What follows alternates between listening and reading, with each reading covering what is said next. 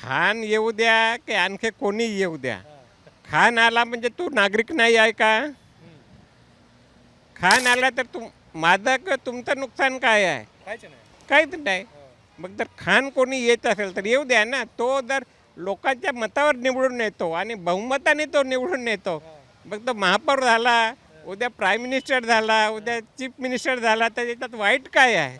फक्त तो काम बरोबर करतो की नाही त्याच्यावर तुम्ही लक्ष ठेवा, मेरिटवर त्याच्यावर लक्ष ठेवा की हा काय डिलिव्हर करतो. मग भाजपला असे आरोप का करायला लागतात उद्धव ठाकरेंवर? आता ते काय त्यांचं पर्सनल हे आहे. कारण अगोदर भाजप आणि शिवसेना एकत्रच होती ना, मग त्यावेळेस का ते आरोप नव्हते करत ना, आताच का करायला लागलेत? का आलेत म्हणजे ते रोजगारासाठी आले ना, आपण त्यांना त्यावेळेस मदत केली या म्हणून. तुम्ही मराठी माणूस मुंबईत मायनॉरिटी व्हायला जबाबदार कोण आहे? जबाबदार राजकर्तेच आहेत, दुसरं कोणते राज्य करते? आता आता कोणाचं नाव घ्यायचं? कारण पूर्वी काय होतं, ज्यावेळेस बाळासाहेब होते त्यावेळेस उठाव लुंगी बजाव पुंगी चाललं होतं, त्यावेळेस कमी होते. पण आता कुठं आहेत? आता कोणी लुंगी उठवत नाही, कोणी पुंगी वाजवत नाही.